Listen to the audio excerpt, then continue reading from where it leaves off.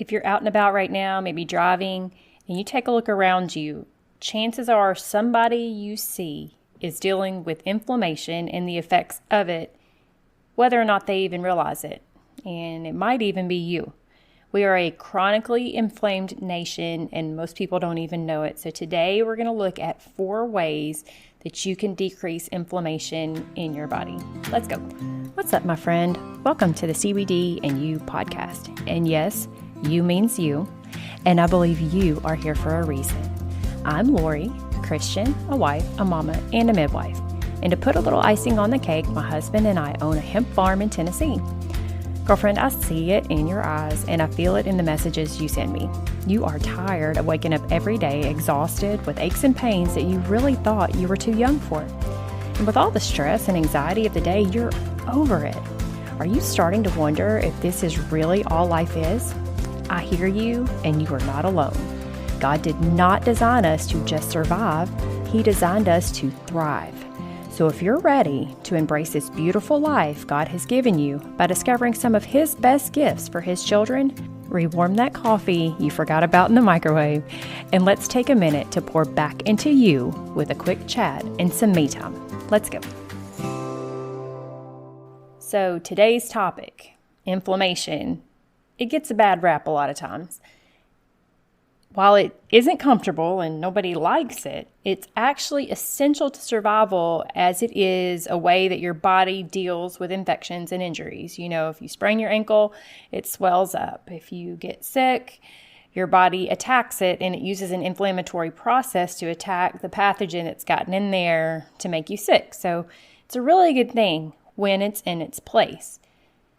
When it becomes a problem is when it becomes chronic, because it can cause damage. Chronic inflammation can lead to things like diabetes, heart disease, arthritis, Alzheimer's, and even cancer. And I apologize, it is storming, so you might be hearing it thunder as I'm recording this. My apologies. So anything that you hear, any diagnosis, any condition that you hear that has itis at the end of it, itis, it means that it's related to inflammation. So when you hear things like cellulitis, that is inflammation. When you hear things like arthritis, that is inflammation. Local inflammation is usually easy to identify because you can see it, but systemic is harder. Things that you might experience that might make you kind of get tipped off that you're dealing with inflammation are things like overall fatigue, kind of just an ill feeling unwell. Those can also be signs of systemic inflammation. Systemic just means all over your body. So what do you do? Today we're going to talk about 4 ways that you can decrease inflammation in your body. So the first thing that you need to do if you want to deal with inflammation in your body is you want to address your diet. Specifically, you want to increase your omega-3 fatty acids and remove any pro-inflammatory foods. So what do I mean by all this? The American diet is very high in omega-6 fatty acids, which omega-6s aren't bad, but when the ratio of omega-3s to omega-6s gets off, it can cause an increase in inflammation. So we want to have balanced amounts, and in order to have that balance, really you need more omega-3s to make up for the high amount of omega-6s. The ratio of omega-6s to omega-3s used to be around 2-to-1 to 4-to-1 before the current post-industrialization diet came to be a thing. Today, it is more like 16-to-1. And that is in large part because of the types of oils and fats that we are using in a lot of our foods. So you want to avoid seed and vegetable oils, which are high in omega-6s, and rather you want to choose things like coconut oil, butter, lard, or olive oil. You want to avoid processed foods because these foods are high in these omega-6s. Choose grass-fed meat whenever you're able to, whenever it's available, because conventional meats are raised on mostly soy and corn, which increases their omega-6s and decreases their omega-3s. Another way to increase omega-3s is to eat seafood a couple of times a week, preferably wild caught, not farm raised. And salmon is a good choice for this. Fish oil supplements can also help, like cod liver oil, and flax and chia seeds are also a good addition for plant-based sources of omega-3s. Try to get lots of fruits and lots of vegetables that are various colors. These are also good balancing agents to help counteract the inflammation that you may have in your body. Number 2 thing to do to help to decrease inflammation is to increase your exercise. Regular exercise does help prevent inflammation, and that can be hard, especially if you're in a lot of pain.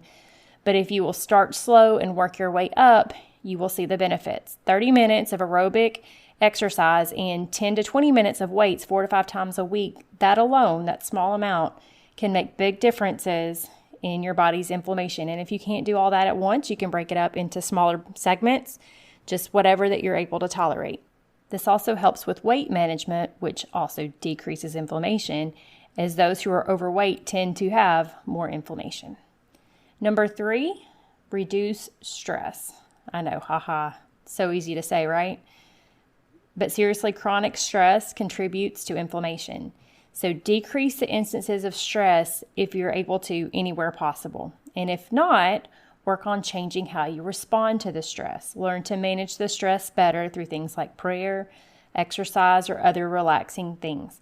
Part of the reason that this all contributes to inflammation is because of the way that your hormones are impacted by stress and the things that are activated when you're in a stressful situation too much. Some stress is good, too much stress is bad. And when you have those hormones and those things in your body consistently, it contributes to the inflammatory process. So anywhere that you're able, decrease your stress. Now, number 4, of course, if these things don't help, or maybe you don't have the time to implement them all and wait for the results to come about, you can always try CBD. We know that CBD works with your endocannabinoid system to balance your body's response to inflammatory situations, which helps to modulate the inflammation, which means just kind of bring it down, balance it, and to reduce it. Taking CBD daily may reduce your inflammation, and it also can reduce the symptoms you experience from inflammation. It's especially good for any kind of pain that arises from inflammation, like in your joints. And there's even anecdotal evidence that it helps with things like inflammatory bowel syndrome. So any diagnosis that you've been given that is tied in any way to inflammation, CBD may help it. I would love for you to give it a try. Obviously, you know that's what we do here at Alara Ridge Farm, and we are here to help you. So if you are struggling with inflammation and you are ready to give CBD a try, go down to the show notes down in number 4, click that link, bit.ly/CBD and use show, and that's going to give you 20% off of anything you put in your cart.